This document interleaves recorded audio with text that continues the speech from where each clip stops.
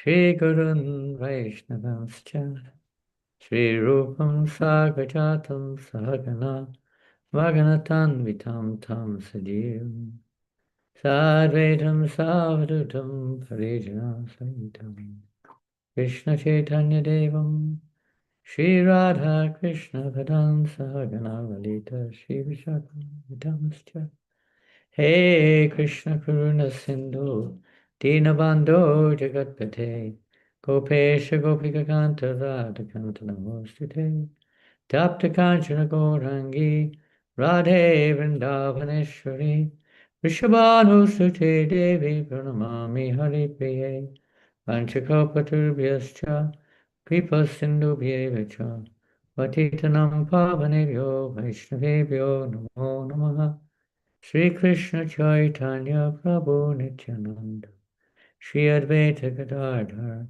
Sri Vasati Gaura Bhaktavinda Hare Krishna Hare Krishna Krishna Krishna Hare Hare Hare Rama Hare Rama Rama Rama Hare Hare Namo Vishnu Padaya Krishna Vastaya Bhutale Srimate Bhaktivedanta Swami Niti Namane Namaste Saraswate Devi Gauravani Pacharine Nivasesha Sunyavadi Pastachari Chatare Vanchakarpatarubhyascha Vipasindubhyivicha Patitam Pavanebhyo Vaishnavebhyo Namo Namaha. Hare Krishna. Thank you for um, engaging me again. And unexpectedly. And but we have to be prepared. We never know, any moment anything may happen in this world. We have no idea what's going to happen in the next moment. We may think we do, but not sure really. And especially with our own lives, time is passing by. We may be a little thinking we're a little young and we don't feel the effects of aging so much, but at some point of time, if we live that long, we feel the effects of the aging of the body, the passing of time, the inevitable consequences of being in a material body approach us, and we should be prepared at any moment. At every moment we should be prepared. It's the idea of the Krishna conscious movement. So, Tasmadikina Manasa Bhagavan Sattvatam Bhakti Shrutavya Kititavyascha Dhyaya Pujascha Nityada.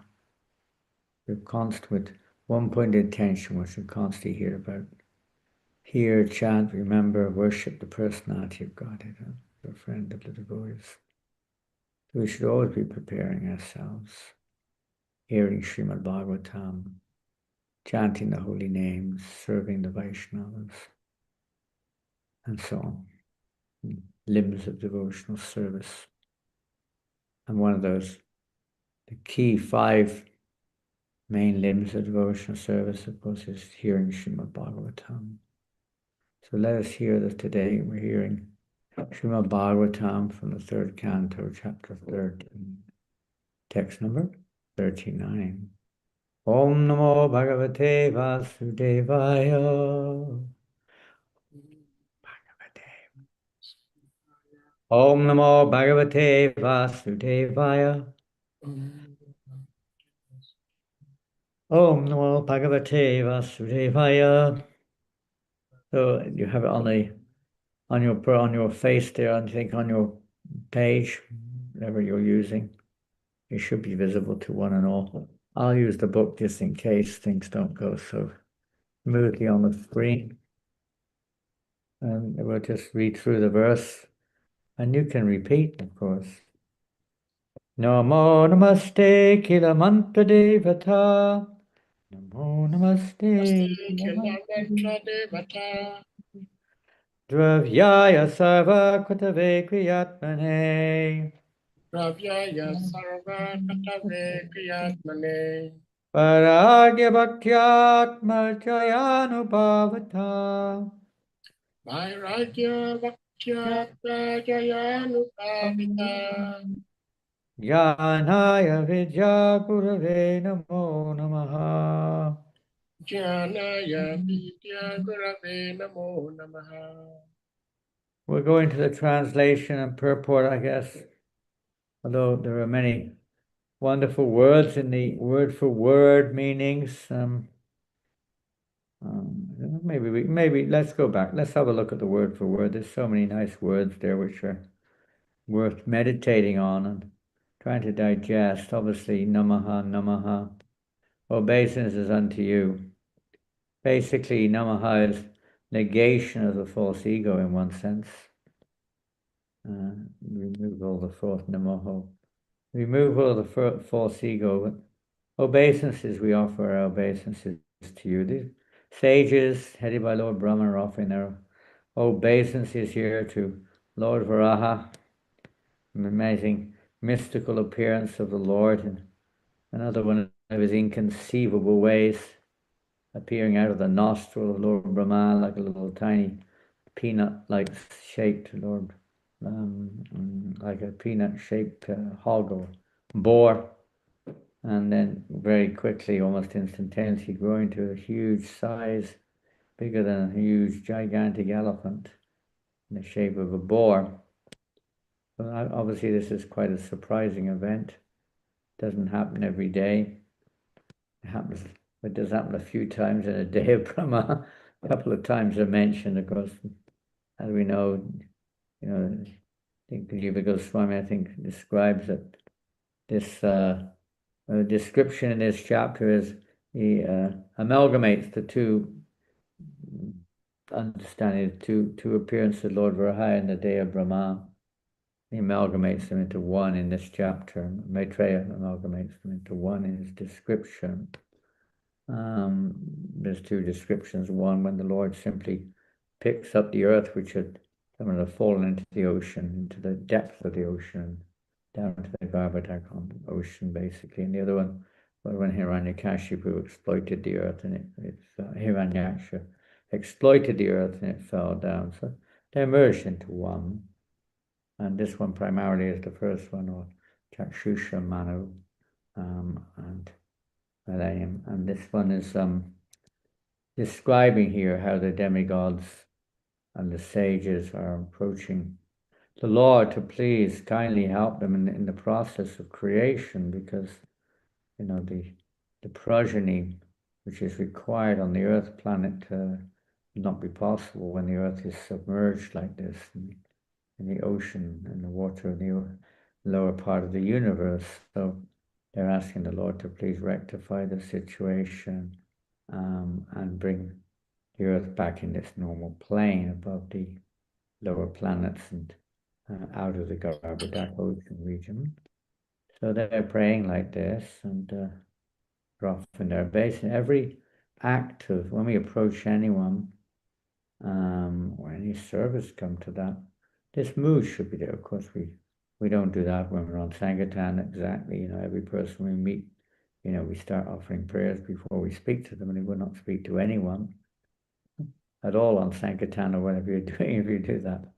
But the principle is there. We offer our respects to the personality of Godhead in everything we do, especially if we're petitioning Him for something, which they are. Let's look at a few more words there. Akila, all-inclusive. The personality of God is all-inclusive. Mantra, obviously, we know, hymns. Dravyaya, an interesting word. And to all ingredients for performing sacrifices. All the various ingredients which are required, many ingredients for performing various Vedic sacrifices are needed in order for the completion or the success of any kind of sacrifice. In Kali Yuga, these ingredients are often not available. They're very difficult to procure. So the Kali Yuga, the chanting of Mantatastantatastidu, Tehakalahavastutaha, that they may be difficult in this age to acquire the various needs, even when you have them, to actually properly execute such sacrifices is impractical or not possible in this age of Kali. Therefore, Yajna Sankirtanam prayer, the Yajna Sankirtan. The sacrifice of Sankirtan is the only means, and Sankirtanam Tava, that by the performance of Sankirtan, everything becomes Nishchidram, everything becomes faultless, whereas every other endeavor is wrought with so many faults. So look at some other words here. Kriyatmane, Kriya, or the supreme form of all sacrifices. They're addressing Lord Varahadev. Vairagya, and this word Vairagya is possibly the most word which is focused on in the purport, meaning renunciation. Back to obviously devotional service. An interesting one here. Atmajaya Anubhavita, and another Sanskrit scholar, so no way I can break that down. We can understand some of the words, so to speak, but perceivable by conquering the mind is like in the third chapter, no, sixth chapter of Bhagavad Gita. I think it's sixth chapter. They said one, and this one who has, conquered the mind, the super soul is already achieved. Is by conquering, without conquering the mind, we cannot possibly be able to perceive the nature of the super soul, the supreme personality of Godhead. We'll talk about that a little later, maybe. Jnanaya knowledge. Vidya Guruve. Vidya Guruve, the supreme spiritual master of all knowledge. Namaha, again, offering obeisances. So interesting words in this verse, and especially with that Vidya Gurave, but that's discussed in the purport. So we go on to the translation and purport now. O Lord, you are the Supreme Personality of Godhead, and are worshipable by universal prayers, Vedic hymns, and sacrificial ingredients. We offer our obeisances unto you. You can be realized by the pure mind, freed from all visible and invisible material contamination. Very interesting statement. Offer Veda, you can be realized by the pure mind, freed from all visible and invisible material contamination. We may be able to perceive the parabdas which we're presently living with in terms of contamination, the desires in our minds which come up now, and maybe our behavior is not always what it could be or should be. We can witness these unfortunate, we say, material contaminations, as the verse states. But the invisible ones, the ones we cannot see, the ones that are still dormant in our hearts, is the whole process of devotional service, Vairagya Vidya Nitya Bhakti, that the process of Vairagya and devotional service is maybe a little different to what people envision as Vairagya or renunciation. In devotional service, the process of Vairagya is not just to withdraw oneself from the objects of the senses, but rather to engage those objects in Krishna's service. And Yabanda Krishna Sambandhe Yukta Vairagya Uchite. To engage everything in the Lord's service, not to renounce it or give it up. How can we give up something that doesn't belong to us? It's like an illusion. It doesn't belong to us in the first place. How can we give up something which we don't have? So the real renunciation is to realize that everything belongs to Krishna and to use it in Krishna's service. This is the proper utilization of our body, our mind, our senses, the objects of our senses, everything at our disposal. We try to use, and this is the actual Vairagya for the bhakti yogi, the devotee, not just giving things up. However, in the mind, which is, well, we'll discuss that later, that comes up in the purport more, how we can clear away not just the visible ones. We engage our body, of course, as much as we can in service. So no matter what the, say, the normal tendencies we may have, or the sensual attractions which we may have, should be, say, drowned out, just like weeds when you flood the ground is flooded. They cannot grow. They cannot grow. So we try to flood ourselves with devotional service. So although the seeds are there, some of them are fructified, some of them are not.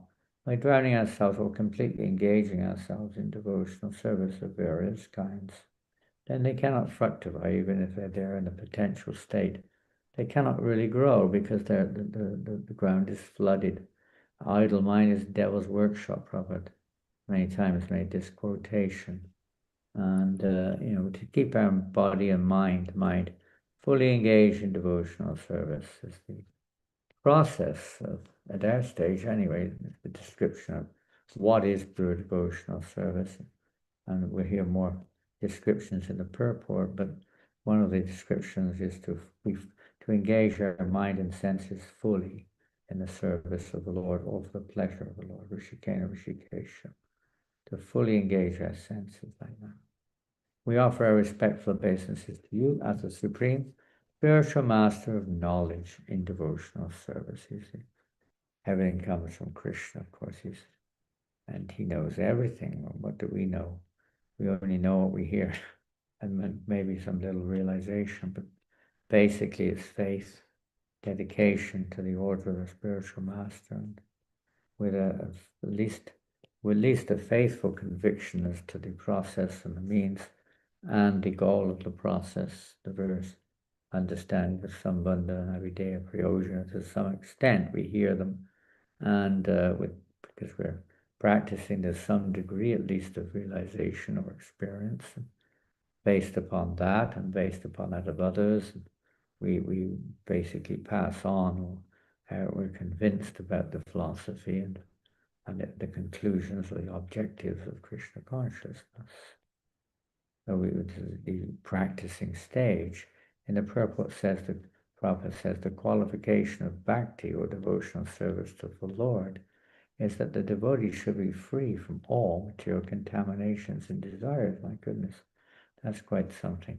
Free from all material contamination and desires. That's the qualification for bhakti. You can say that's the Brahmabhuta platform, Brahmabhuta Pasanatman Sochiti. And that real devotional service begins when we come to that platform of Brahmabhuta. Up to then we're practicing, we're trying to engage our senses and mind in Krishna's service, but we still have lingering desires for the material world, certain types of enjoyments, maybe even activities that devotees perform which they're attached to, maybe some sport, some recreation of some kind of mundane behavior, watching certain things on the whatever, television or mobile or something, which movies, I don't know. Different things that we know practicing devotees, maybe we're attached to coffee or chocolate or something or another. And, we don't want to give them up, or maybe we're attached to, vegetarian chicken legs, all kinds of weird things, or reading mundane knowledge, even just mundane news, You get absorbed in certain things in this world. Everyone's got, to some degree, some kind of, anartha there, some kind of unnecessary attachments in their hearts. So in the purport here it says we're freed from all material contamination, desire.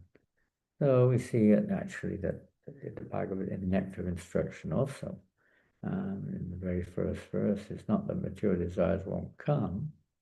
Material desires may come into the mind, but it's how we relate to them, isn't it?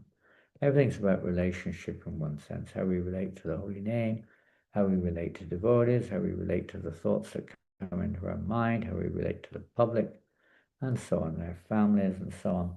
How we relate, and these thoughts in the mind that can be very strong sometimes.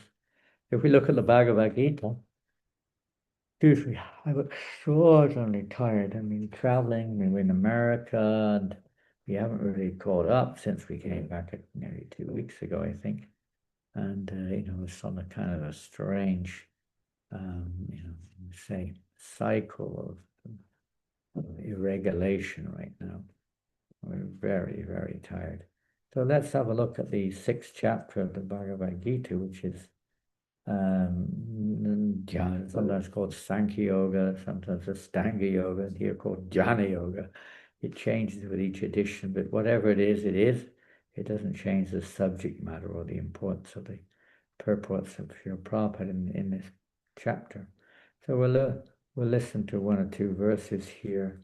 Text number 5 of the 6th chapter of Bhagavad Gita. One must deliver himself with the help of the mind and not degrade himself. The mind is the friend of the conditioned soul and his enemy as well. And text 6. For him who has conquered the mind is the best of friends. But for one who failed to do so, his mind will remain the greatest enemy. So to conquer the mind is very, very difficult. And we already mentioned it for a devotee is trying to engage in Krishna's service, thinking of ways to, just trying to think, remember Krishna is one.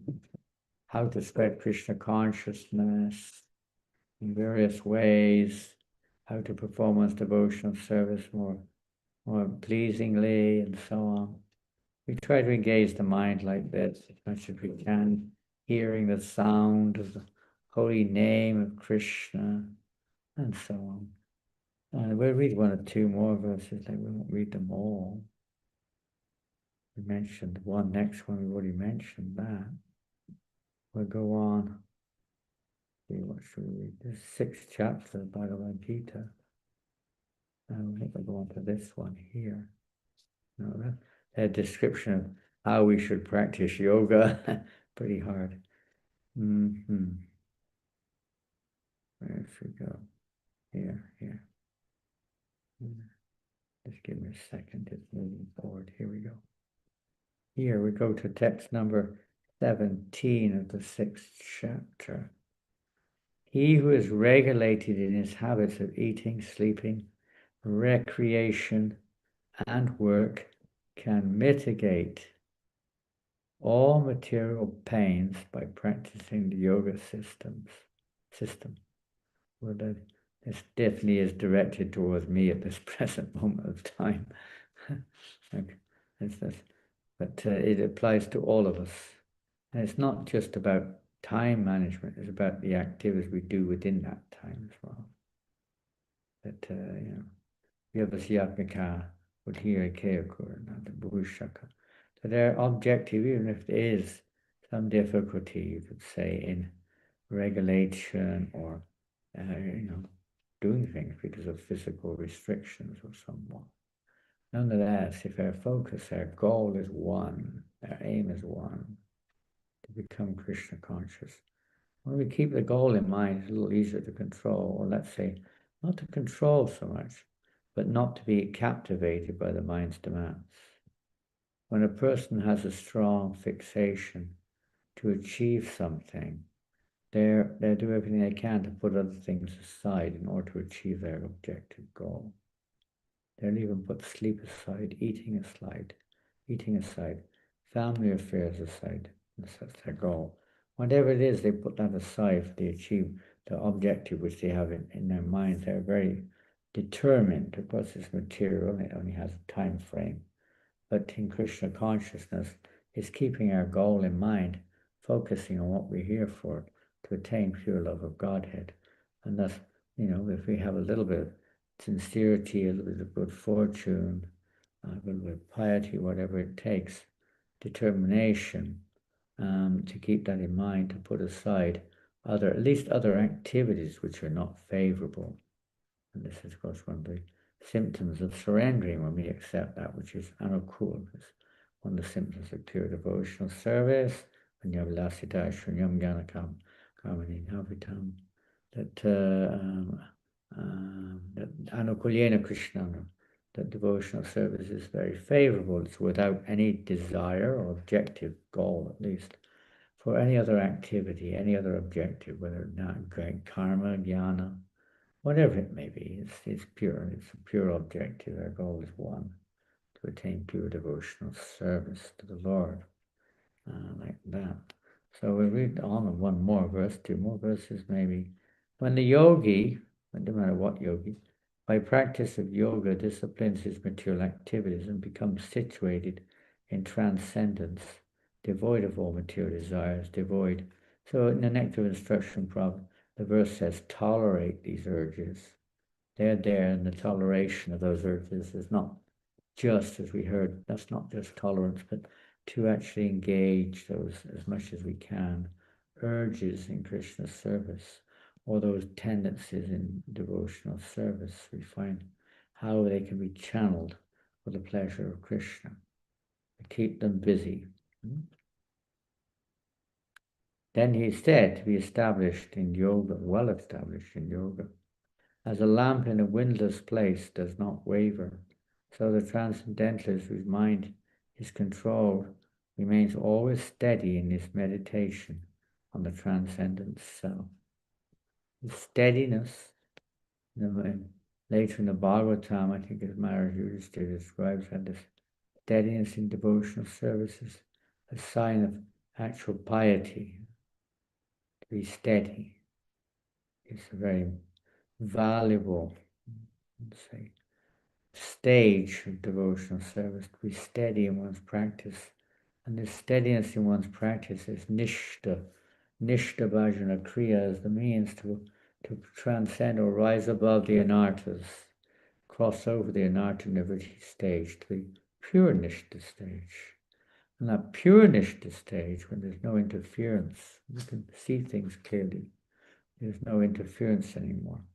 There's no distraction, even if it comes before us when there's not of any consequence, whether it's in the mind or outside, because you're not attracted anymore to an artist or material objects or sense gratification, physically, mentally, whatever it may be. And if we move on, maybe one or two more verses, they're all relevant verses, but we're not cover them all. And let's have a look, where are we now? Yeah, so the famous verse, text 26. From wherever the mind wanders, due to its flickering and unsteady nature, one must certainly withdraw it and bring it back under the control of the self. Yeah. So that's in the form when we chant japa. This verse is one of the verses which is often referred to, what we do when the mind wanders. And here Krishna says, you bring it back again. It's not that it won't wander. The nature of the mind is chanchala, it's very flickering. So it may wander. We bring it back under control of the self and try to focus our mind on whatever we're doing. In the case of japa, try to focus on the sound of the holy name. And let's see if we're finished with any other verses in this chapter. I think maybe one more. Let's see. Yeah, Arjuna asks a very significant question. I don't know what, oh, here it is. Oh, we asked a couple of questions, I think. In this chapter, you asked me. Yeah, he says to Krishna, this is in text 33. Oh, Madhusudana, and like Madhusudana, the killer of demons, the killer of doubts, in other words. The system of yoga which you have summarized appears impractical and unendurable to me, for the mind is restless and unsteady. To sit down focusing the mind on the super soul, the tip of the nose, on some vibration. Very, very difficult. But Arjuna is pointing out, this is very difficult, for the mind is restless, turbulent, obstinate, and very strong, O Krishna. To subdue it, I think, is more difficult than controlling the wind. Very, very difficult to control. That was text 34. Yeah, you've got it on the screen there. And then Krishna says, which is the verse which is, a relevant answer for us today. Lord Krishna says, Almighty armed son of Kunti, is undoubtedly very difficult to curb the restless mind, but it is possible by suitable practice and by detachment. Suitable practice and detachment. But this vairagya means basically a little bit like what we heard a little bit about vairagya already, engaging our senses in Krishna's service, understanding very well to whom everything belongs, detaching ourselves from this false concept of proprietorship, of being the enjoyer, realizing Bhaktaram Yagatapasam Sarvaloka Maheshwar, that Krishna is indeed, the supreme enjoyer of all sacrifice. He's the proprietor of everything and the friend and well-wisher of everyone. This is basic Sambandha Gyan, fixing ourselves, acting on that basis of that understanding, of that knowledge, and then we can gradually progress on the path of devotional service. So practice. We practice devotional service, and we detach ourselves from these false conceptions of who we are, and we're not the enjoyer of devotional service either. That's Krishna. Sacrifice is meant for Yogi Vishnu, is meant for his pleasure, not ours, but ultimately the soul, as the soul becomes purified, will become more and more satisfied, being absorbed in that mood. But it's not we're not thinking this, I'm doing this so that I can just enjoy myself. I mean, maybe that's kind of neophyte platform, but devotional service is for the pleasure of Krishna. And for one whose mind is unbridled, self-realization is difficult work, but he whose mind is controlled and who strives by appropriate means is sure of success. That is my opinion. So Krishna is giving here, you could say, to Arjuna, although not extensively expanding on the principle of, detachment and renunciation at this point, but that will be brought up more and more as the Bhagavad Gita unfolds. What is Vairagya? Let us just mention one of the verse which is related to this. We mentioned Yoginam Visarvisham, but at the end of the fourth chapter, let's go there, chapter 4, which is transcendental knowledge, Divya, and probably the last verse. There it is. Last verse. Right there.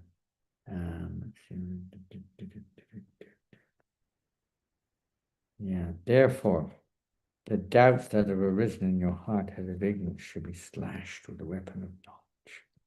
Armed with yoga or bharat, stand and fight.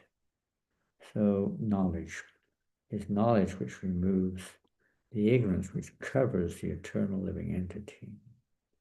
Everyone's in ignorance. Ignorance of identity, ignorance of proprietorship, ignorance of the objective of life, ignorance of the nature of the absolute, ignorance of how creation comes about, ignorance of the process of time and karma, and just about everything you can think of. People are ignorant. So the Bhagavad Gita is aimed at giving basic knowledge to help clarify, remove doubts from our hearts, remove these various illusions that we're in. And now we'll go back to the verse and purport.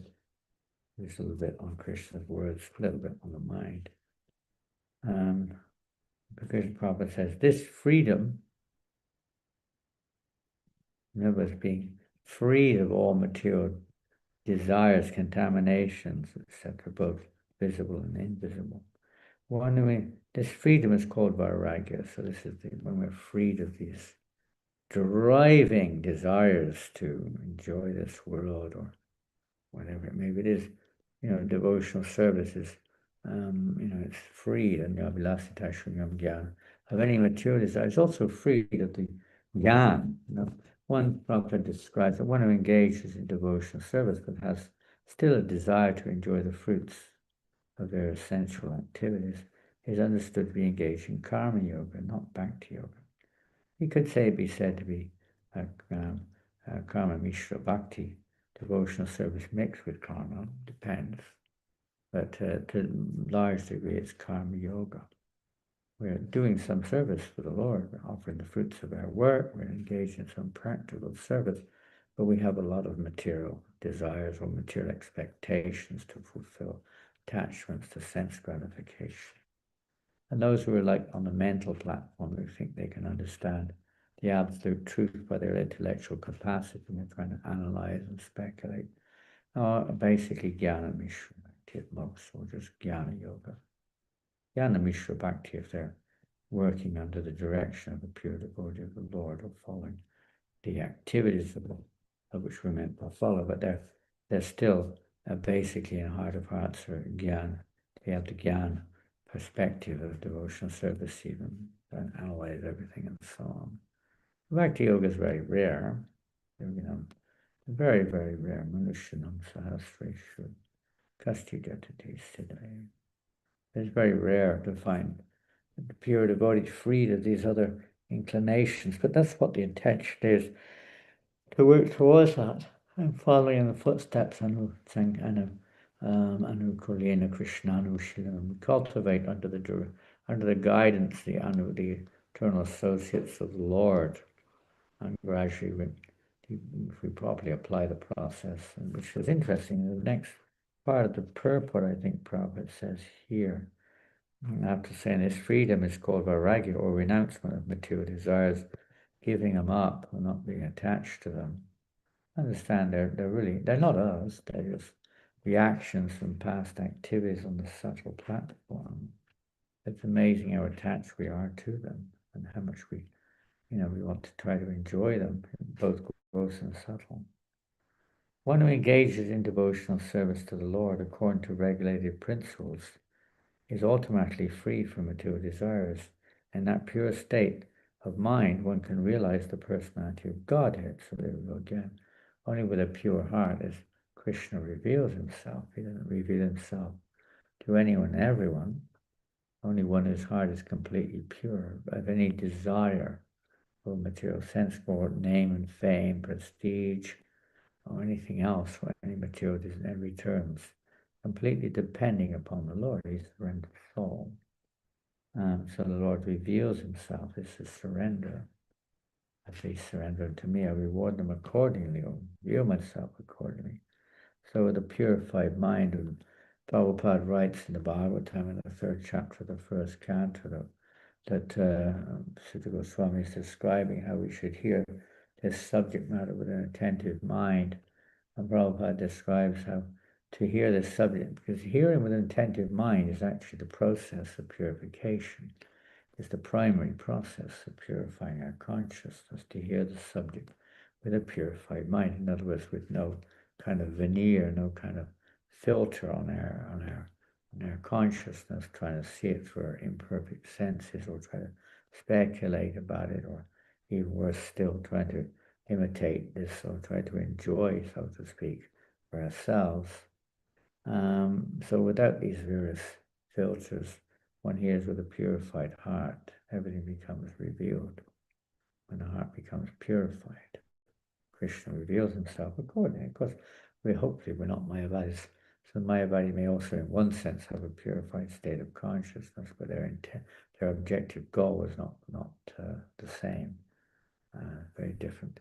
So we don't want that. We want to have the objective goal of wanting to serve Krishna, please Krishna eternally. Let's see, where are we? The personality of Godhead, being situated in everyone's heart, instructs the devotee regarding pure devotional service, so that he may ultimately achieve the association of the Lord.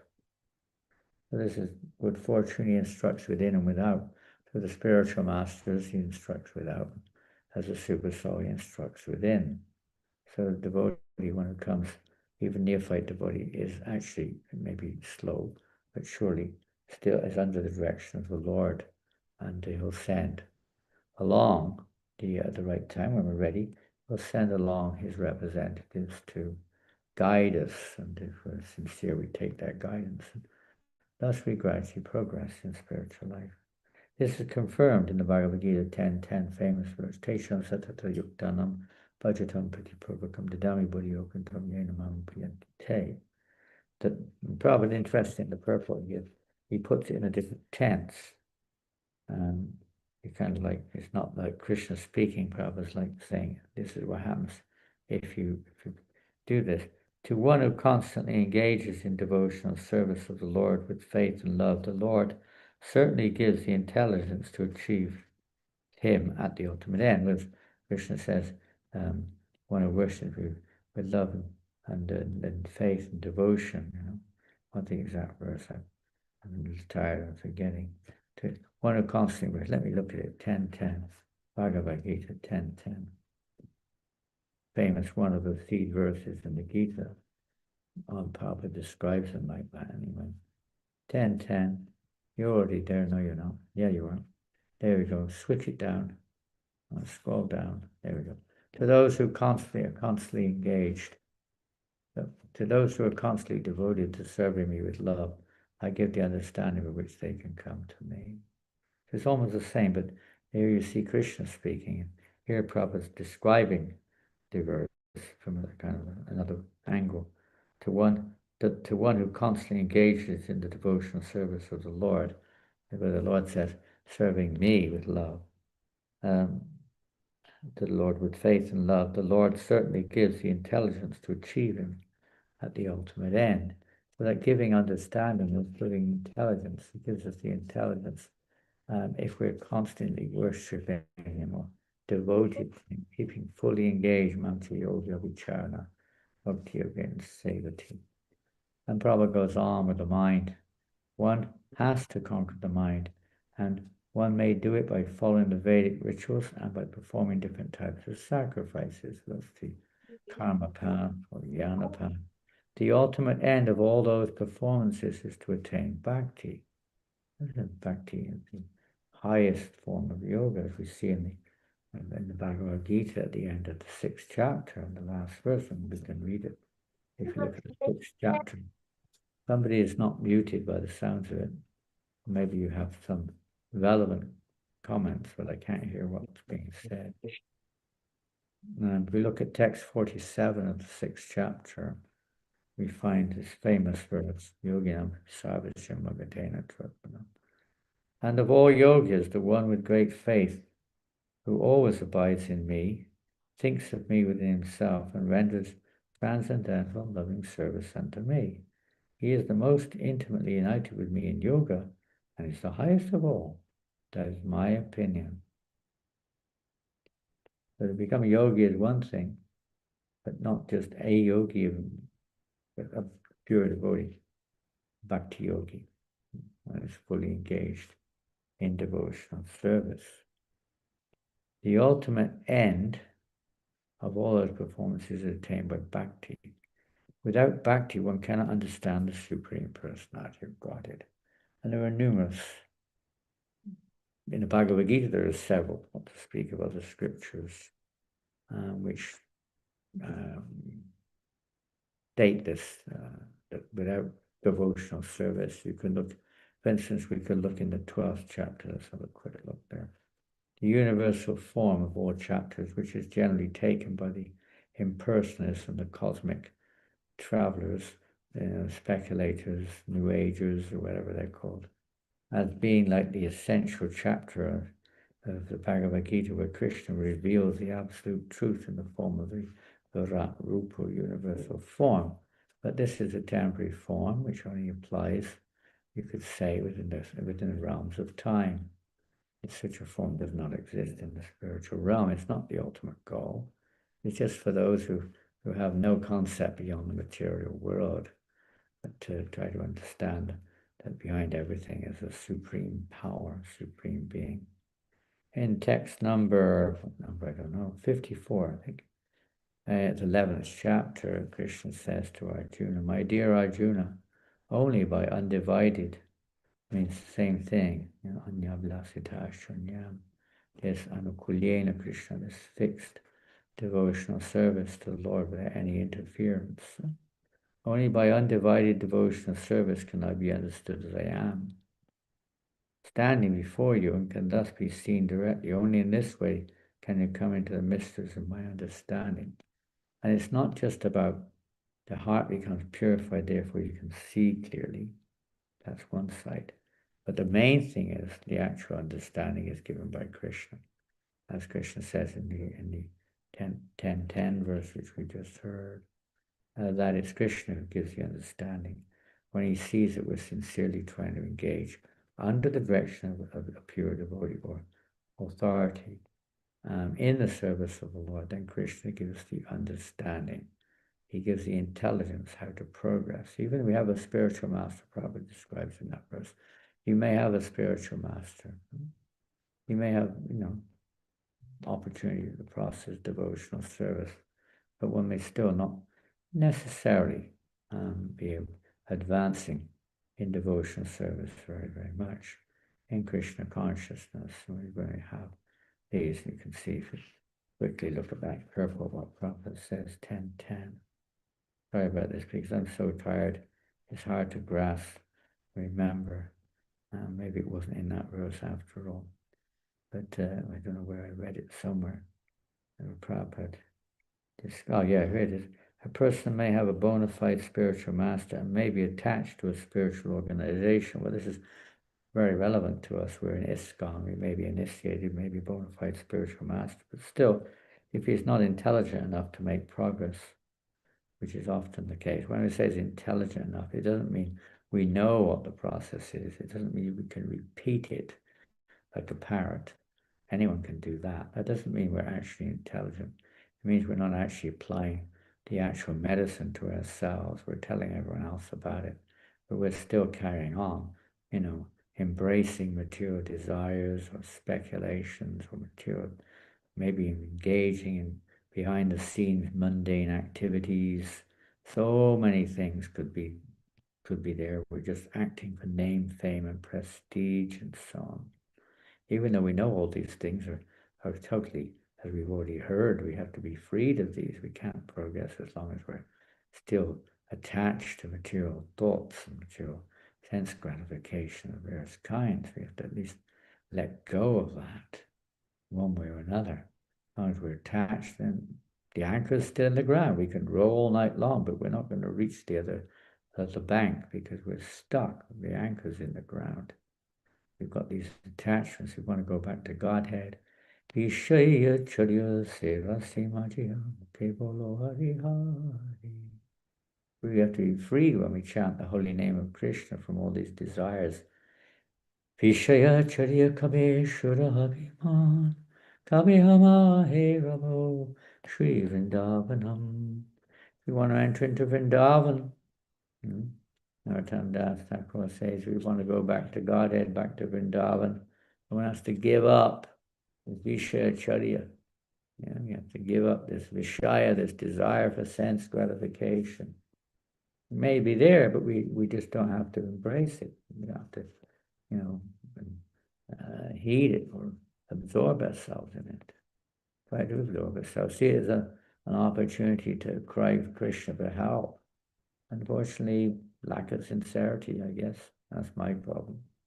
I don't do that. I don't call out Krishna for help. Because only Krishna ultimately can help us. We can try our best. Mother Yasoda tried to bind up Krishna, but it was only by the mercy of Krishna that it was possible. And that's what's mentioned here. Prabhupada says that Krishna gives the intelligence. And that intelligence may come in various ways if we're really stupid, like me. That no matter what we do, we still hold on to those mundane thoughts and so on and so forth. And we see that it's the way Krishna reciprocates us. He smashes us sometimes or takes away certain factors in our life. This happens over and over again. We see it around us all the time. We may experience it ourselves, or we have to experience it ourselves. It's like the three ways of hearing. One is, when you hear, you immediately, you just take it up. You don't, there's no doubts.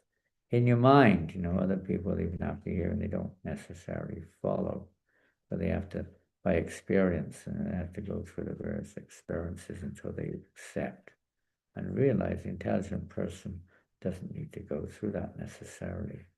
So like that, when we are intelligent to apply the process, knowing it'll take some time, the storm doesn't stop immediately, the fan doesn't stop immediately. Thus, the intelligent devotee will continue to practice devotional service. Whereas others, mixing things in there, they may have to have a few, what we say, learn by experience, and not just by hearing, and not just by seeing the experience of others. They have to have their own experience. When that's often the case, we have to, even after years of practice, sometimes we have to have a little kick and to take away anything which is an obstacle on the path of devotion. I know it's institutionally these things are very disturbing and very confusing and damage faith, but individually Krishna is acting on each and every one of us. And sometimes when there's something which is amiss, something which is unfavorable to the further progress in devotional service, if we want to rise above the neophyte platform, and at a certain point of time, sometimes Krishna pulls the carpet out underneath our feet all of a sudden. And then, then you really have to take shelter of Krishna. There's nothing else left. Or you go back into the whirlpool, material life. We have to experience something in order to come to that realized conclusion. There is nothing other than Krishna consciousness. Anyway, these things go on, and they're meant to go on, but only through devotional service, whatever way it goes, whatever turns it takes, does Krishna reveal himself. He's not obligated by our knowledge. He's not obligated by our works. He's not obligated even by our demands. He's not even obligated by anything. He's completely independent. However, he is captivated, rather when he captures in personification of bhakti. So the more we're really absorbed in bhakti, the more Krishna is captivated, the more he becomes, irresistibly, he can't avoid reciprocating. Well, let's look at the 18th chapter, text 54. 55. One can understand me, Krishna says, famous verse, Bhakti Mama Vijanati. One can understand me as I am, as the Supreme Personality of Godhead, only by devotional service. And when one is in full consciousness of me by such devotion, he can enter into the kingdom of God. So this is the only path. It's not like other paths may help us to come to that platform after Bahunam Jamanayate, Gyanavam Papapati. After many lifetimes, it may help us to come to that realization, come to that platform of Brahman realization, then with no thanking, no lamenting, but we must go on. Prabhupada describes in the 4th chapter that if it doesn't, it remains on the platform of karma and gyan. It's not actually going to achieve our ultimate goal. The result you get is karma and gyan. Most you can get is liberation to the Brahman. That's not the goal. That's not what the purpose of devotion is. Is to attain loving, eternal service to the Lord in the spiritual realm. I'll just finish off the purport. The ultimate end of all those performances is to attain bhakti, or the devotional service of the Lord. Without bhakti, one cannot understand the Supreme Personality of Godhead. The original Personality of Godhead, or his innumerable expansions of Vishnu, are the only objects of worship by all the Vedic rituals and sacrificial performances. By all the Vedas in 15th chapter 15. But Krishna says to Arjuna, by all the Vedas am I to be known. Indeed, I am the compiler of the Vedanta, the no other Vedas. Vedaischisavir, Maybe Vedu, Vedanta, everyone follows my path. Krishna reciprocates with everyone. He gives them, according to their faith, their desire, their karma, he gives them the various paths and guides them along those paths. So the material path, jnana path, whatever the path may be, that path is given by Krishna. Atheism, everything's ultimately given by Krishna, reciprocating with the individual living entity. If we want to remain in this material world, that's up to us. But if we want to go back to the Godhead, back to the spiritual world, then and this is the path to follow, the path of pure devotional service. Automatically, Vasudeva Bhagavati Bhakti Yoga Toshike. Again, how's it go? I can't remember, but that verse in the 2nd chapter of the 1st canto of Bhagavatam. I don't have it here in front of me. Maybe you can put Vasudevi Bhagavati Bhakti Yoga Toshike. However it goes, I'm sure or something like that. Vasudevi Bhagavati, 2nd chapter, 1st canto. Put it on the screen. Let's read it. Let's try to revitalize. Let's remind ourselves. Remind. Is it coming? Srimad Bhagavatam, Canto 1, Chapter 2, text number 8, 9, 10. I don't know what number it is. Something like that. There you've got it. Oh, why went again? Oh, here you go. Oh, that's a quick one here. Here it is, text 7. By rendering devotional service unto the personality of God is Sri Krishna, one immediately acquires causeless knowledge and detachment from them. There's no need for a separate endeavor. Only within the realm of devotional service, we do have a certain amount. Obviously, we don't eat this, drink this, and do that, and do this. But basically speaking, the real renunciation comes when we're absorbed in devotional service. You may restrict yourself from these external activities, but without removing the root cause of our bondage in this material world, this seeing ourselves in the center. And we can see in a nectar of instruction. I don't have one in front of me. I don't think I have one with me. A nectar of instruction. I don't know if you can put that up. It'll possibly be text number maybe 7, nectar of instruction. Check it out and see. Nectar of instruction, check text number 7. It could be, I'm not saying it is, but it could well be. Let's have a look at text number 7. Text 3, text 5, text 6, text 7. Okay, stop. The holy name, character, pastimes, and activities of Krishna are all transcendently sweet like sugar candy. Although the tongue of one afflicted by the jaundice of avidya or ignorance cannot taste anything sweet, it is wonderful that simply by carefully chanting these sweet names every day, a natural relish awakens within his tongue, and his disease is gradually destroyed at the root. We have to get down to the root. It's not enough just to mow the lawn, and it looks nice for a few days, and then a few days later it's back where it started again. And that's what generally is happening to some degree. It's a very slow process anyway. But the more we can carefully, and as Prabhupada says here, Anudanam, Rupa Goswami says, Anudanam, that we have to hear constantly, not just once a day. It's meant to be constant. We can't do that, but every moment we've got, try to utilize that in hearing, chanting nicely. Hear and chant nicely the names of Krishna, the pastimes of Krishna, the Bhagavatam, the Gita, and so on. When we have a spare time, try to hear about Krishna. Fill our time up like this. As much as we can, we try to hear and chant very carefully here, not just, clocking out the numbers of chanting 64 rounds. You haven't even listened to one word, just like a machine going on. Try to hear the sound, try to understand the sambandha, the understanding behind what we're doing. Try to be conscious. And we will, when that occasionally happens, maybe it does, these realizations come. We start to realize, and we start to turn to Krishna for help, to really free us from these anarthas, or these, whatever form these anarthas take, any kind of offensive mentality or material attachment or illusion or ignorance, whatever form it takes. It dawns on us that we have no hope but to take shelter of the Lord. It's our only hope. This is what Shastra, Guru, and Sadhu are actually, you could say, emphasizing and giving us this constant reminders and means to achieve that state of complete dependence on the Lord.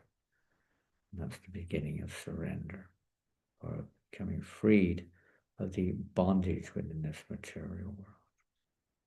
As our hearts become cleansed by carefully and hearing and chanting the holy name of Krishna, then the disease is removed at the root, just like a man who's got jaundice. This verse, Nectar of Instruction, describes when we have jaundice, and the taste for sugar candy is bitter.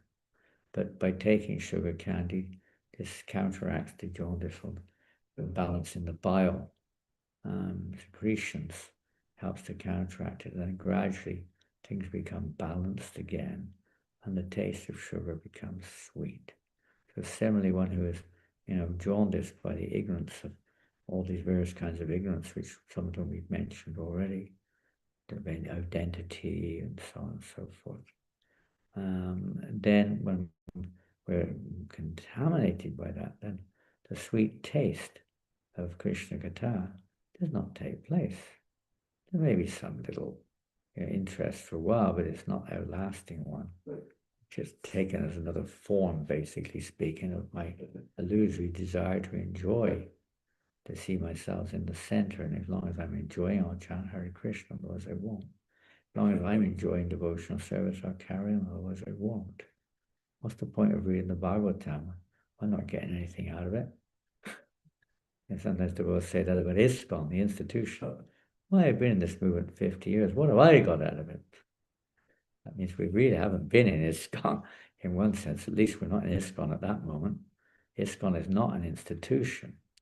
ISKCON is a state of practical devotional service, and which is backed by some kind of at least basic understanding of Sambandha Gyan and our consciousness, and constantly trying to focus on the goal of where we're going and what we're doing here. We're not here just to get something out of it. We're here to get out of it, not get something out of it. We're here to get out of this world, not get something out of it. But we still got that illusory approach to things and what can be done. Therefore, we will not become free. We'll never be free. We'll never be peaceful. Anyway, just a few words. I'm going to have to move along very shortly, but if anyone would like to ask any questions, you're most welcome.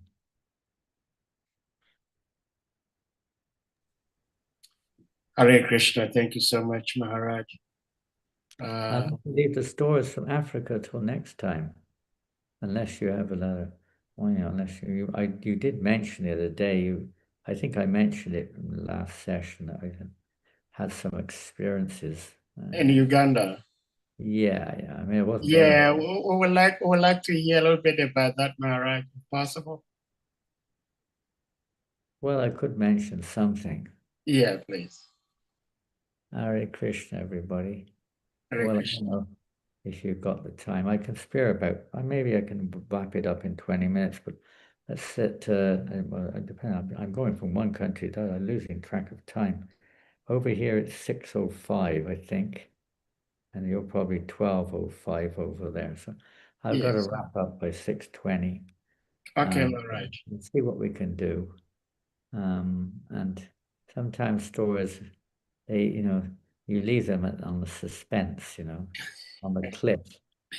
Tune in next time to find out what happened, type of thing. But I'll try to wrap it up before that if we can. Okay. So some of you have heard it, one or two online. This timing is very bad for most of my disciples because they're mostly on the far side of the world. It's the middle of the night over there right now, something between midnight and 5 o'clock in the morning, I think. So, yeah. So where we are, we're in Africa, 1970s. I'm going back a few days, late 70s. And you can tell a lot of preludes, but we don't have much time. I guess we'll just get to the essence. I was based in Kenya for quite a while, a year more, something over a year, I think. I was in Kenya. And some or another, we get these kind of like, I have to move, I have to get out of here type of feeling. It wasn't I wanted to get out of Kenya, it was a situation of the temple at that time was just, sometimes it's, things happen in such a way, you just can't handle it sometimes. You just got to step aside for a while until they blow over. That happens to many devotees, neophytes like me. So I thought I would, at that moment, actually, that when I was thinking that week, I think it was that week, this is in 79, that the Tanzanian army entered into Uganda and they drove Idi Amin out of Uganda into Sudan and consequently up to Libya, wherever he went. But the Tanzanian army had just marched into Uganda at long last to overthrow one of the most, extraordinary states of history in the recent years in Uganda. And it could have had many positive effects to it, but as far as Uganda was concerned, it was a dying disaster. Millions of people died, and the country basically became wrecked as far as its production goes. Anyway, that's another story. So we happened to have one refugee from Uganda staying in Nairobi, a young man who left Uganda, managed to escape from Uganda, the obvious reasons. But he said he still had property in Uganda in some remote town. I can't remember the name of it, but some remote town in Uganda. And he said he wanted to go back now and try to start. He was quite new to Krishna consciousness, but he seemed quite serious and sincere. Wanted to start something there, Krishna consciously. So he asked if I could come with him. So with this, coupled with this, these three events, one, Idi Amin's out, two, this boy's in Nairobi, and three, I wanted to get out of Nairobi. So I took the advantage and we headed off together by bus to the border of Kenya and Uganda. So we got somehow or other we managed to get in. It was a little restrictive, but we managed to convince the immigration to let us in, and they recorded everything and so on. We reached the first town, which was called Tororo. I remember that name. And there was, that was like the border town almost on the Ugandan side. And right there and then, it was obvious the place was in total paranoia. Tanzanian army were kind of like I guess they were doing what they thought was the right thing to do, but they were almost as terrorizing the people as much as the previous administration were. And we managed to find one place to stay that night. It happened to be I think that night we stayed in a Sikh Gurdwara. There were still one or two Indian people left, a few Sikhs, mostly all gone, 99%. But there was still a few left. One Gurdwara, we stayed overnight, and all night long we could hear bang, bang, bang, guns going off. And the next morning we caught the train to Kampala. There was still a train running. We got arrested on the train by the security, maybe Tanzanian security. On the train, we got arrested. And then in Kampala, they questioned us in the police office. I think it was police, actually. In the police office, so many years ago. They questioned us. And then I had to go to the British Embassy and get some letter or something. The British Embassy was still existing there. All the roads were potholes, and there was nothing in any shops. In Kampala, we stayed. There was one Sanatan Dharma, and they were still alive. There were previously about 100 temples in Kampala. This may have been the only one still open. There was Sikh Gurdwara and one Sanatan Dharma Ashmandir or Dharmshala. We stayed there overnight. There were very, very few Indian people left. All night long again, the same thing in Kampala, gunshots going off. And then maybe we stayed 2 days. I went to the British Embassy, walked around a little bit here and there, looked at the state of affairs, and all the shops were empty. They'd been looted. There was nothing in any shop. You couldn't even get a bar of soap. It was devastated. All the things were not working. The electric hydropower station, whatever they call it, was broken down. Apparently only one turbine out of the 8 was still working, and electricity was off most of the time, and water was infrequent. Food was very difficult to get. It was a usual scene after a devastation. And then anyway, we managed to survive a couple of days there. Then we went we managed to get a grain lorry. I remember how we traveled. There was one grain lorry. They were taking some grain somewhere. There was some grain storage somewhere. They were driving up north. So we sat on the top of these grains on this lorry, which drove north to this town, towards the town where this young man was supposedly had his property. So the lorry went most of the way, and I think we got a lift in some kind of like a jeep of some kind, right? Across these bumpy tracks. And eventually we arrived in the town where he didn't live in the town, he lived in the village, maybe 4 or 5 kilometers out of the town. And we got to the town, and then we hitchhiked. I remember it was a tractor, actually. I think some kind of tractor. We managed to hitchhike and get up on the tractor and reach the village. It really was a typical African village. It's all straw huts. He had a straw hut there, kind of 2, which you could say, rooms within the hut. So I stayed in one. His family members moved to maybe another family hut nearby, and he stayed in the other room. They were very nice. I mean, the food was pretty raw, to say the least. Some kind of, you know, a maize meal and a few other things, just, very, very, very, very basic. And there's very little available, so it was very, even more basic. Bananas were available. And so we settled down there. And the next day I thought, well, I'll go into the town. I brought with me a bunch of maybe 100 or 200 magazines from Nairobi. They speak the same language, Swahili. So I took these magazines with me to the town. It was a market town. It wasn't that big, but I walked maybe an hour to get to the town with my backpack. He didn't come in. He said he had other business. He was going to check out his land or something. So I went into the town alone. And this was ironic, and I don't remember the exact date, but you can look it up because it's a historic moment in the world, at least in the world of Uganda. On the day I went into town, I had no idea. It was an absolutely full eclipse of the sun. And I had no idea that was going to happen. I was in the marketplace, Rudy Kwamongo, Penny Mojo, Rudy Kwamongo, Penny Mojo. Hundreds of people gathered around. I chanted a little bit. It was like they'd never seen anything like this in their lives, if you can imagine. I was the first devotee to go into that country for this type of. There was one devotee, Jalakar, went in there to enlist a few members many years before, several years before, not many, 2 years maybe.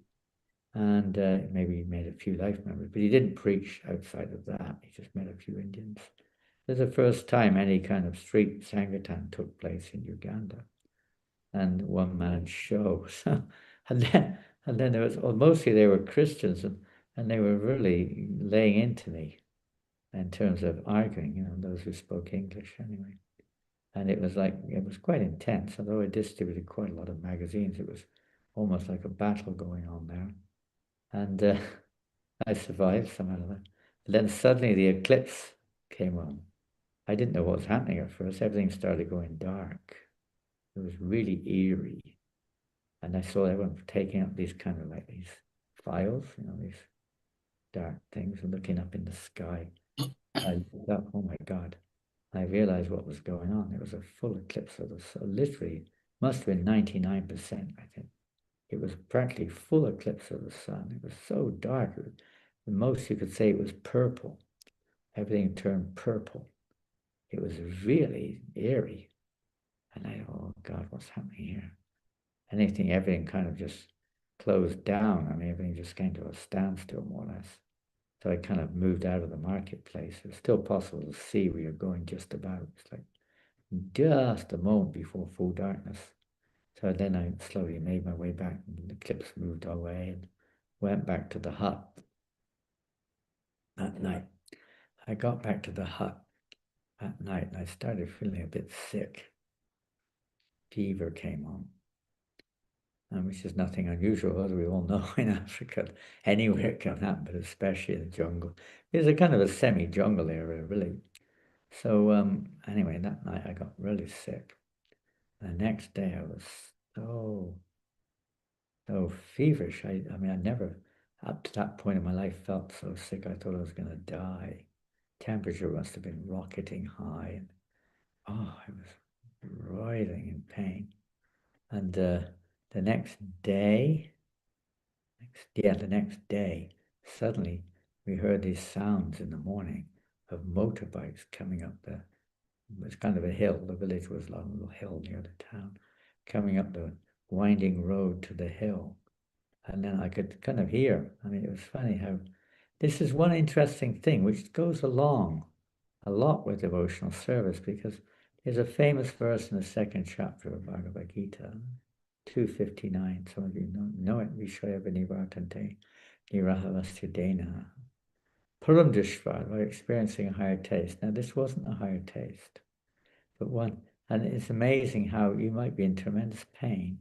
When something else comes along, which is unavoidable, it's almost like you forget the pain you're in. And all of a sudden, there's something happening. I hear bang, bang in the room next door. It wasn't a gun. It was like beating going on, smacking things. There was, I didn't know until afterwards what had happened, but Suddenly, the kind of like, it wasn't a door, it was like a straw kind of thing hanging from the ceiling. Suddenly swung open, and in come this big Tanzanian army man, you know, machine gun in hand. Two of them came in, machine guns in hand, pointing their machine guns at me. Up! I had to get up, you know. I just completely, it's amazing how suddenly, boom, despite all this fever, you suddenly, boom, forgot. I can't say forgot about it, you just become unaware of it. And you just kind of got it like higher taste. It's not a higher taste, but you get the idea. You're faced with this document. He said, document. I gave him, I assumed he meant my passport. So I gave him my passport. He said, forgery. Put it in his pocket. Money. And I'd hidden most of my money because I feared that something funny may happen, but I still had some. I gave him what he had. Illegal. Black market. Took the money. And he just stormed out with his friend. They just stormed out of the house. I just crashed back on the bed. You know, what the heck's going on around here? And then my friend came in, he was all bruised. They gave him a good beating, you know. And it was quite amazing, you know. Just after this eclipse, I could realize that, you know, very inauspicious. I didn't have any idea this was going to happen. And there I am. Now I'm back with a fever again, writhing all day long. I was sweating like a dog, not knowing what's going to happen next. We had no idea what was going to happen next. They'd taken all of our money, passport, not all of it. I'd hidden some, but the passports are gone. They took his too. Everything was gone, you know. We were stuck there. We couldn't go anywhere.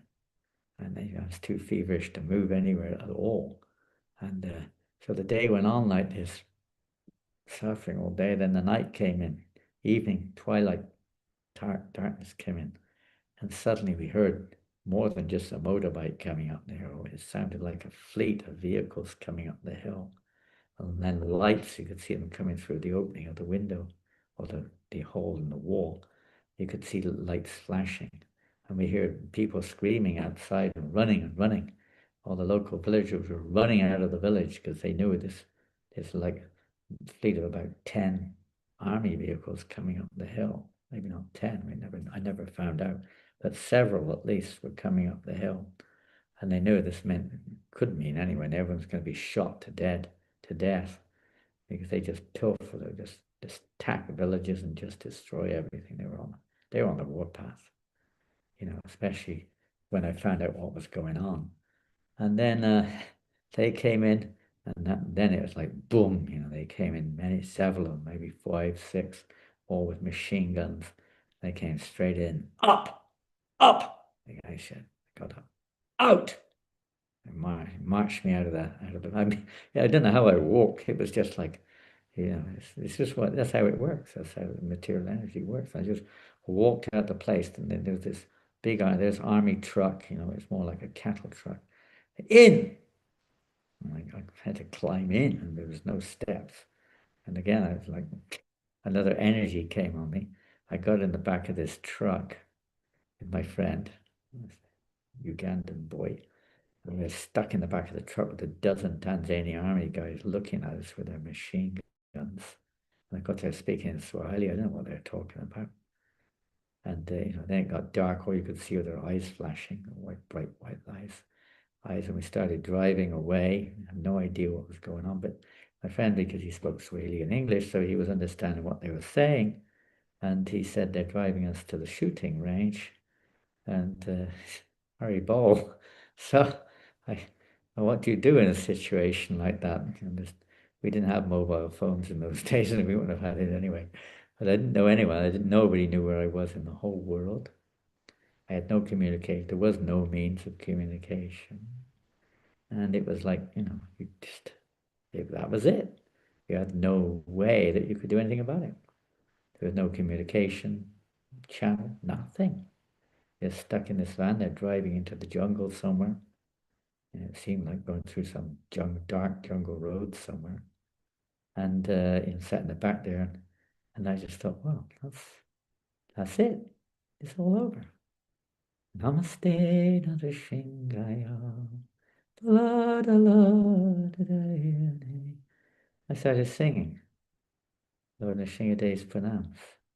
I tell you, this is a good way to get free of fever if you ever have a fever. The fever went away. It was kind of quite incredible. And not, not suggesting you have to go through that, but here's one way. And I started chanting and just focusing on Lord Nishingadev, focusing on the holy name. There's nothing else. What else can you do? There's no one to call to. No one can help you in that situation. I realized death was about to come. I just focused on the holy name and Lord Nishingadev. Well, do what you like with me, my Lord. Whatever you want is out of my control. Sometimes we need these experiences to remind us we're not the controllers. Ultimately, we have to depend on him. So suddenly, out of the blue, it must have been quite a narrow road they were going down because the truck stopped. There was another vehicle coming the other way, and they couldn't pass each other. And the person in the other truck got out, or the vehicle. It was actually like a big Jeep of some kind. And the guy got out and he came in somehow or another. Lo and behold, in the middle of nowhere on this kind of jungle road somewhere, this guy was driving down the road the opposite way. And he came out and I could hear some talking outside. And then suddenly the back of the truck opened and this guy shone his torch at us. He was, of course, a Ugandan man. And he started talking in Swahili to the Tanzanian officers there. And then they shut the back of the truck. I asked my friend, what's going on? He said, I'm not quite sure, but something's happening there. And then the truck sort of went and went the opposite way back to the town again. Something strange was going on here. And we found out he was the assistant district commissioner for the whole area, driving the opposite way in the middle of the night down this lane. If that isn't Krishna's arrangement, I don't know what is. And we were thrown into the local jail in the town. And, it's funny how Krishna does things. I mean, I was completely peaceful in the truck heading towards, what I thought was death. It was definitely totally Krishna's mercy. And now we didn't know what was going on. I'm stuck in the jail. They actually let him go. And they stuck me alone. Not alone, there were many other prisoners in there, in the jail. And probably the most hellish place I've seen on this planet. Probably. There were two cells, and they put me in the first class cell, which was just about tolerable.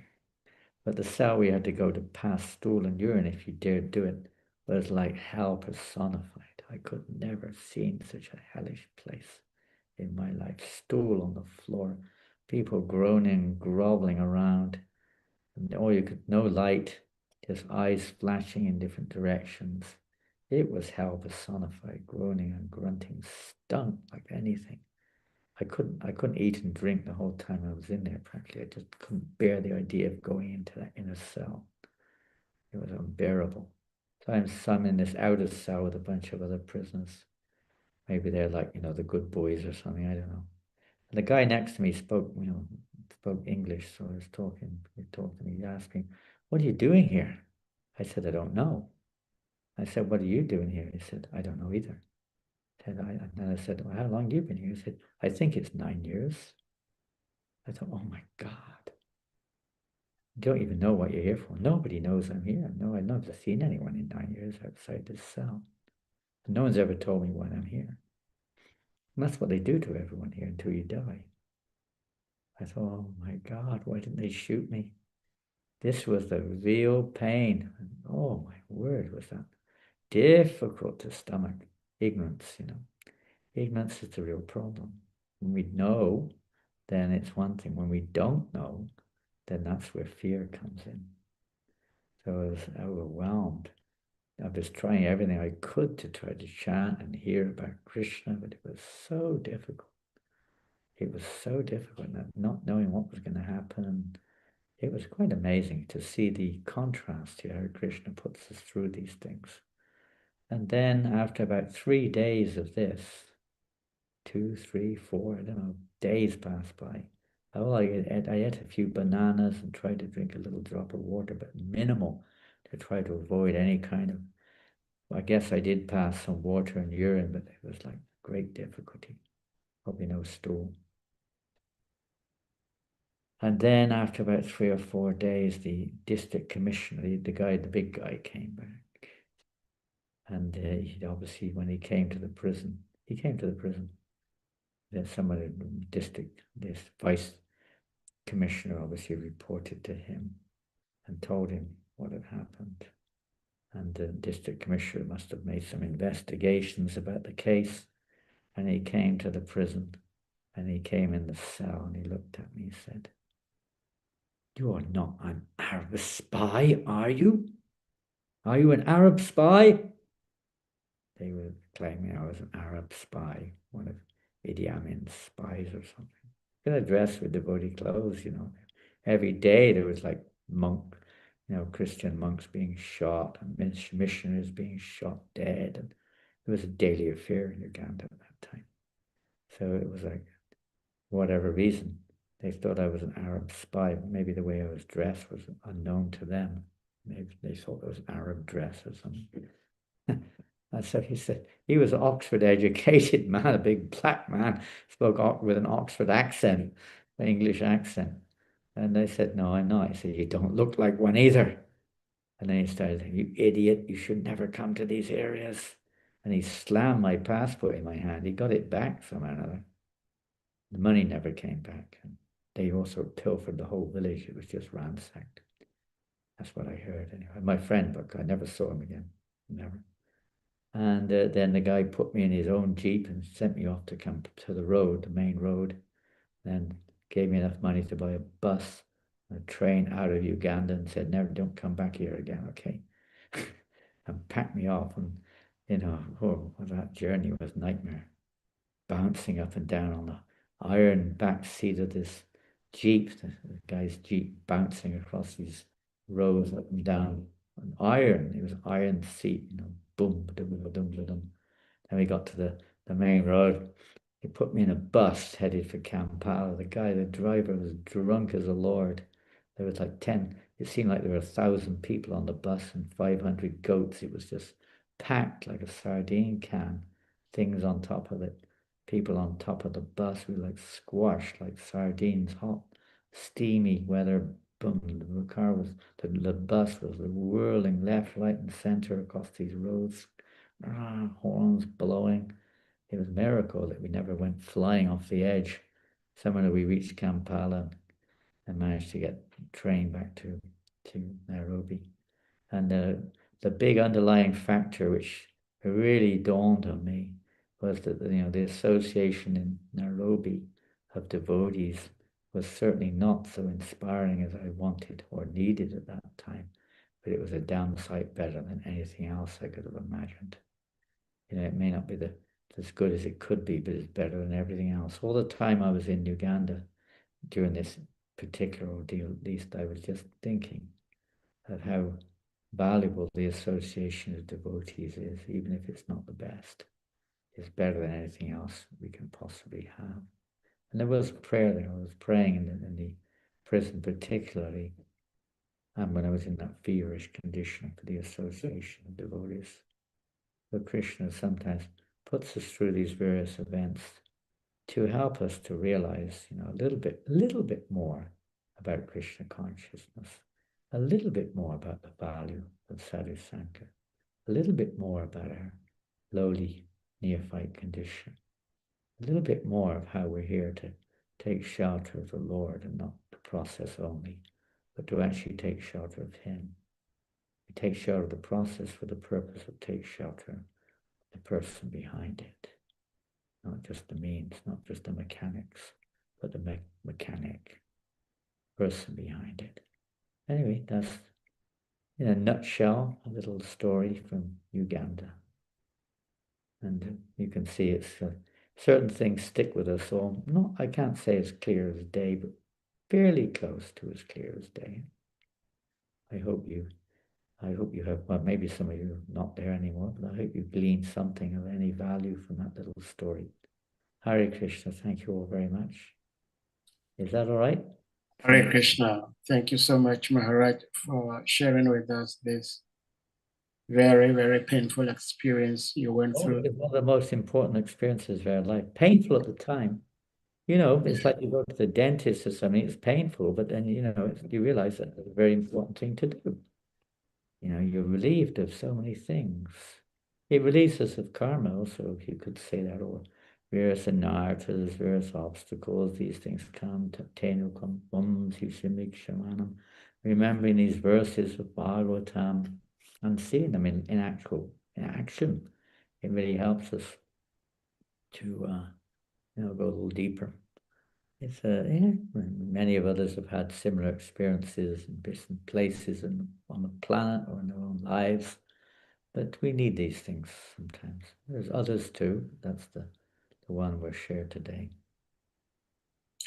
Well, Maharaj, it was exactly 2 weeks ago today that we celebrated the glorious devotional activities, Ladini, pastimes of Mother Ladini, Ladini. Yes. Ladini Shakti. And in that meeting, we tried to offer our apologies and humblest obeisances to the Ladini and, of course, all the devotees, because we are Africans and these atrocities took place No. in our own home. I have to offer my So, apologies to you and my respect for you. I've come from the country which exploited you all. oh, Maharaj, I'm from well, the so-called civilized country called England, yeah, barbarians to the max. They well, exploited the Africans, exploited the North Americans, exploited the Aborigines, exploited the Indians. They exploited everything they could get their hands on. And then they continue to, thank you for sharing that, Maharaj. But this is uh, very, very horrible events that were perpetrated against Krishna devotees. And we are thankful that somehow Srila Prabhupada, Krishna, they intervened for you to be here with us today. As you were narrating, and I was thinking, probably Maharaj, if you've not already shared this, like maybe in a small booklet for people to read, I think if you may agree with me, it might be helpful to many others. Well, People read I was these pastimes. planning to do that. In fact, Burjan Pro was going to put it out, but he never did. We talked about different events we've had in life, different Mm. different experiences, different dreams, and different. He was going to put something out, but it never happened. So maybe it's time to do something. Yeah, I think, Life is getting, obviously time is running out for all of us, but when you're 76 years old, you're kind of like, you don't know. It's like, it just dawns on you that, yeah, it slowly creeps up on you. The amazing thing about old age that I'm experiencing is that you don't notice it in some ways because it slowly, imperceptibly creeps up. But when you actually, if you could take, it's like a child growing up, the Prabhupada says, the parents don't hardly notice the child growing up because they're with the child every day. But when you've been away for a year and you come back and see little kid, my God, you've grown big, you know? The parents don't notice it. So it's like that when you get old too. If you actually have a vision of your body working 10 years earlier and how it works now, you kind of see a different thing. But this is a nature of Maya. They're very clever. So you hardly notice it. And you kind of get used to being somewhat, restricted or tired or whatever it is you're going through. It becomes a part of life. And you get it's step by step by step like that. It's quite unique. So I think we have to do these. If these things are any useful, a few more which we could pen down. And yeah, I think it's important to see practical demonstrations of our own little. I mean, Indra Dundamaj is doing it all the time, as we know, yeah. and I think your Guru Maharaj, Bhakti Tirtha Maharaj, Yes, yes, Maharaj. also revealed many things about his amazing adventures in this world and different, both on physical and subtle planes.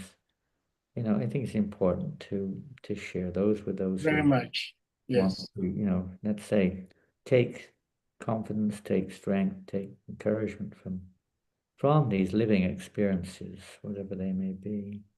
The danger is, let's say, the fear is putting ourselves in the center, but it's also putting ourselves in the center. Distinct that there's a fear of putting ourselves in the center. The real point is to try to share something which may be of value to others and help them to become more Krishna conscious. That's the thing. I mean, you say Ladini, but I mean, Ladini is still here with us now. I mean, anyone who reads about Ladini or hears about Ladini yeah, can just feel the level of devotion which she had, the love that she had for devotees, willing to give up her own life like a pure devotee does yeah, for the sake of other devotees. You know what I mean? It's an eternal, it's legacy which lives on. I mean, I'm not justifying or saying that is a good thing in any way, but her legacy is more powerful in some ways than practically anything else. yeah. Of how fearless and how devotion to serve the devotee, she's willing to give up her own life, and knowingly, basically speaking, with knowledge. She wasn't unaware of it. She knew the consequences, and this is a real devotee. This is a real devotee. Huh. We can all learn from Ladini. We're all going to face death sooner or later. It may not be in the same way, but it's going to come one way or another. We got to be fearless, otherwise, back we come again. Back we come again. Well, thank you so much, Maharaj. Thank you very much, everybody. I will have to go, I'm afraid, because Yeah, it's yeah. getting late over here. Let me just see my clock a minute. Yeah. Well, Maharaj, I would like to say this on behalf of all the assembled Vaishnavi devotees gathered here at the moment, and the entire African Vaishnav community, and of course, the entire Vaishnav world, that we are very thankful to Sri Prabhupada and Sri Radha Krishna for somehow preserving your life, even though you went through hell, but somehow they brought you out for us to have your association today. And Well, it's my fortune because I get your association. I have to thank you. no, no, all right. I, Some or another, Chris, I wasn't ready for it. That's probably the real reality. I wasn't really ready. So Chris said, "You're not ready for this good fortune yet. You've got to go back more. You're not prepared. You've got to go back. You have a lot more work to do. Get back out there. No, you're not qualified to come. Back you go. But what to do? We just keep trying and chant Hare Krishna. Please, everybody, don't forget this is Live to Give campaign. And the best way we can please Prabhupada is to at least try to spread his message to our best capacity. Try to distribute his books as much as you can and see what we can do. Hare Krishna. live to give. Thank you so much, Maharaj. I've been wondering sometimes how much pain Sri Prabhupada must be going through, because no father would like to see his child go through so much pain and trouble. But by the nature of the preaching activities, some devotees sometimes go through lots of difficulties, and all these difficulties also do Everything not has make a Sri season. Prabhupada comfortable. So, But uh, ultimately, Prabhupada's pleasure is Krishna when Krishna is pleased. it's great. Sometimes, many of us have had children, or you've had children. You know that sometimes is a little painful. Yeah. Child has to go to the dentist, the child suffers a fever, the child gets chastised at school, whatever it may be. Not you only want the child to be happy. But Yes. part of that is sometimes we have to learn lessons, various ways. Those who are transcendental, they also go through pain. Mother Kunti, the Pandavas, Mother Sita, so many go through so much pain for the welfare of others. So pure devotees go through that, and we neophytes wait for our own purification, our own coming to that point. Krishna wants us back to Godhead, whatever it takes. As we mentioned earlier, sometimes it seems like devotees have failed, but they've not. They just haven't, it's just they haven't quite learned the lesson. They need to learn it in a different way, so that they become completely eligible with no more attachment in this world to go back to Godhead. And Krishna, that's what Krishna wants, and that's what Prabhupada wants. If he can make one pure devotee, Prabhupada said, I consider this mission successful. So that's really what Krishna wants, Radharani. They want us to be completely Anyavilasitan Shunyam and Anukulyena Krishna. They want that pure devotion, not just sincerely trying our best and doing this, that, and the other, but without any other motivation whatsoever, other than to please Krishna. It takes a bit of time usually to that to happen for all of us, that's for sure. So it seems to me. It's certainly taken a long time with me. I still haven't learned my lesson, but what to do? Keep trying. Hare Krishna. Srila Prabhupada Ki Jai. Thank you. Glorious to all of your services. Thank you. Hare Krishna. Thank you, Mary. Well, Hare Krishna, devotees, I believe someone might have wanted to say something, but Maharaj has to leave. So we're going to humbly request you all to kindly unmute yourselves, and we all chant Hare Krishna Maha Mantra to express our appreciation to His Holiness Nanda Swami Maharaj for being here with us today.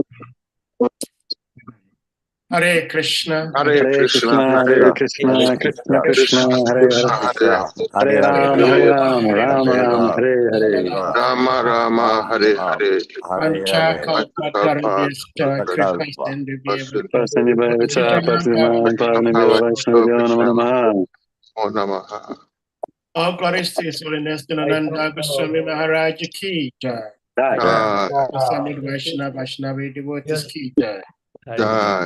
Just have a question. Does those who aren't able to attend or aren't with us who may want to hear, does it go onto YouTube or something, or what does it do? Does the recording go onto YouTube, or what does it do? Yes, Maharaj. This is recorded to YouTube. I will share the link with you. No, share it with Jivananda, please. Okay, I'll share with Jivananda. Jivananda's contact, I think. Okay. I don't know if they do it, but he's not with us. He's obviously different, doing something else at this time. I'll share with him, Maharaj. He's with the Harinam Ruchi. He's with Mahavishnu Swami in South America somewhere. Oh, okay. Hare Krishna. Hare Krishna. Thank you so much. Thank you. Blessed Srila Prabhupada.